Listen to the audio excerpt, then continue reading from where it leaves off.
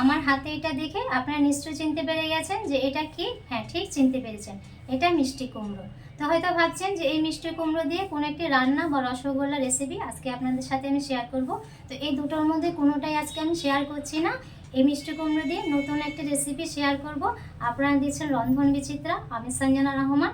আমাদের আজকের রেসিপি মিষ্টি কুমড়োর হালুয়া। তো এই হালুয়াটা তৈরি করার আগে আমি কিছু কথা আপনাদের সাথে শেয়ার করতে চাই। জানেন, আমরা ভারতীয় না, খুব লাকি। আমাদের আশেপাশে এই মিষ্টি কুমড়ো প্রচুর, আর এই মিষ্টি কুমড়োর প্রচুর গুণাগুণ রয়েছে। তো কিছু গুণাগুণ আপনাদের সাথে শেয়ার করব। মিষ্টি কুমড়োতে প্রচুর পরিমাণে ক্যালসিয়াম রয়েছে, যেটা হাড় শক্ত করতে সহায়তা করে। আর আপনারা যারা দীর্ঘদিন হাঁটুর জয়েন্টের সমস্যায় ভুগছেন, তারা নিয়মিত খাদ্য তালিকায় এই মিষ্টি কুমড়ো রাখতে পারেন। এর আরেকটিও গুণ আছে, এতে রয়েছে পর্যাপ্ত পরিমাণের ভিটামিন এ, যেটা চোখের জ্যোতি বাড়াতে সহায়তা করে। তো চলুন দেরি না করে এই মিষ্টি কুমড়োর হালুয়াটা কি করে করছি দেখে নেবেন। মিষ্টি কুমড়োর খোসাটা ছাড়িয়ে লম্বালম্বিভাবে এটা টুকরো করে নিয়েছি। এখন একটা গ্রেটারের সাহায্যে এটা গ্রেট করে নিতে হবে। এখন মিষ্টি কুমড়োটাকে গ্রেটারের সাহায্যে গ্রেট করে নিচ্ছি। মিষ্টি কুমড়োটাকে মোটা মোটা করে গ্রেট করে নিয়েছি। মিষ্টি কুমড়ো দেখবেন এমনিতে খুব তাড়াতাড়ি গলে যায়। তো এটা যেহেতু আমি হালুয়া করব, তার জন্য এটাকে আমাকে ঘিয়ে ভাজতে হবে। আর এর কাঁচা কাঁচা ভাবটা যাওয়ার জন্য একটু সময় নিয়ে ভাজতে হবে। তো সেই সময়ের মধ্যে যাতে এটা গলে না যায়, সেজন্যই আপনাদেরকে একটু মোটা মোটা করে গ্রেট করে নিতে হবে। গ্যাস অন করে কড়াইটা বসিয়ে দিয়েছি। মিষ্টি কুমড়োর হালুয়াটা করব। মিষ্টি কুমড়োটা পুড়িয়ে নিয়ে হালুয়াটা করতে যাব, সে সময় দেখছি গ্যাসটা ফুরিয়ে গেছে। তো মিনি গ্যাসটা নিয়েছি আর গ্যাসের উপরে একটা কড়াই বসিয়ে দিয়েছি। প্রথমে কড়াইয়ের মধ্যে 1 চা চামচ ঘি দিয়ে দিচ্ছি। ঘিয়ের মধ্যে কিছু ড্রাই ফ্রুটস ভেজে নেব। এই দেখুন, এইখানে কাজু বাদাম নিয়েছি, কাজু বাদামটাকে 2 টুকরো করে নিয়েছি। আর নিয়েছি মিষ্টি কুমড়োর বীজ, আর আছে আমন্ড বাদাম, এই বাদামটাকেও 2 টুকরো করে নিয়েছি। এখন এগুলোকে সামান্য একটু ঘিয়ের মধ্যে ভেজে নিচ্ছি।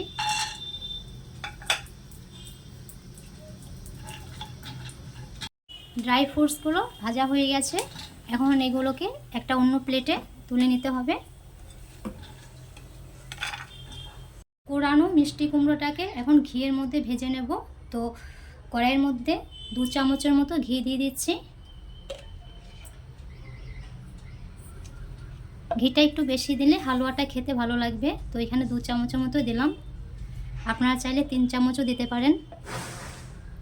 ঘিটা গরম হলে এখানে 3 থেকে 4টে এলাচ দিয়ে দেব। এলাচের মুখটা একটু ফাটিয়ে দিচ্ছি।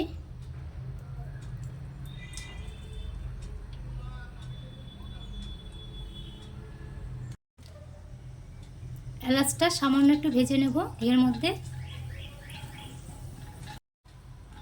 যখন দেখবেন এলাচ থেকে সুন্দর একটা গন্ধ বেরিয়েছে, সেই স্টেজে আপনাদেরকে মিষ্টি কুমড়োটাকে দিয়ে দিতে হবে। এখানে 400 গ্রামের মতো মিষ্টি কুমড়ো আমি কুড়িয়ে নিয়েছি, সেটা এখন ঘিয়ের মধ্যে দিয়ে দিচ্ছি। আপনারা যখন বাড়িতে এই মিষ্টি কুমড়োর হালুয়াটা করে খাবেন আর সবাইকে খাওয়াবেন, তখন আমার এই কষ্টটা আমার কাছে কষ্টই মনে হবে না।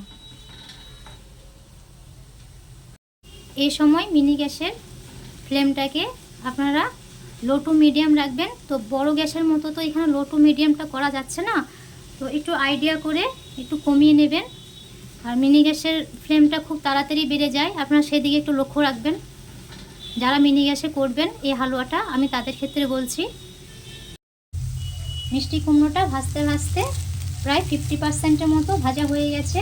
তো এখন একটু মিষ্টি কুমড়ো নাকের কাছে নিয়ে দেখব যে এর কাঁচা ভাবটা চলে গেছে কি না। যতক্ষণ না এই কুমড়োর কাঁচা ভাবটা যাবে, ততক্ষণ আপনাদেরকে ভেজে নিতে হবে। এই দেখুন, বাকি 50%ও ভাজা হয়ে গেছে আর কাঁচা ভাবটাও চলে গেছে। তো এটা আমি আখের গুড় দিয়ে করব, আপনারা চাইলে চিনি দিয়ে করতে পারেন। এখন এর মধ্যে 1 কাপ গরুর দুধটা অ্যাড করব।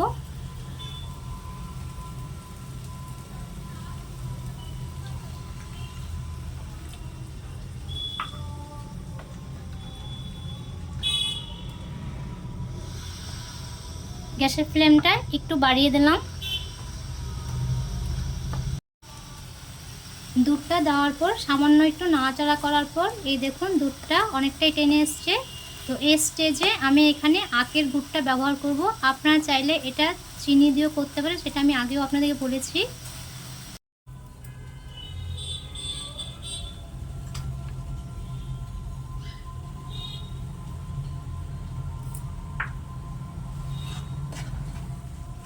গুড়টা দেওয়ার পর মিষ্টি কুমড়োর সাথে গুড়টা ভালোভাবে মিশিয়ে দিতে হবে।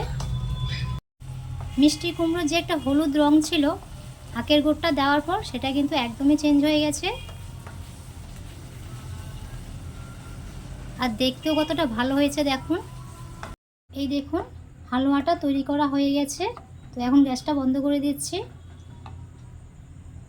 ঘিয়ের মধ্যে যে ড্রাই ফ্রুটসগুলো ভেজে রেখেছিলাম সেগুলো একটা মিক্সিতে দিয়ে একটু গুঁড়ো করে নেব। তো আপনারা চাইলে এটা এইভাবেও দিতে পারেন।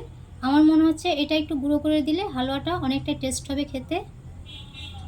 এই দেখুন মিক্সিতে বাদামটা গুঁড়ো করে নিয়েছি। তো এখন এটা হালুয়ার মধ্যে দিয়ে দিচ্ছি। বাদামের গুঁড়োটা হালুয়ার সাথে ভালোভাবে মিশিয়ে নেবেন। মিষ্টি কুমড়োর হালুয়া পারফেক্টলি রেডি হয়ে গেছে। তো এখানে আমি একটু গুঁড়ো দুধ দেব, এটা অপশনাল, আপনারা চাইলে দিতে পারেন নাও দিতে পারেন।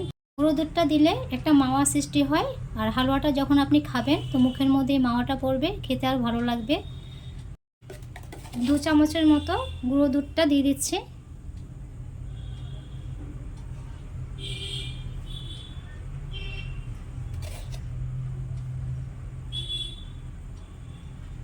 গুঁড়ো দুধটা দেওয়ার পর হালুয়াটার সাথে ভালোভাবে মিশিয়ে নেবেন।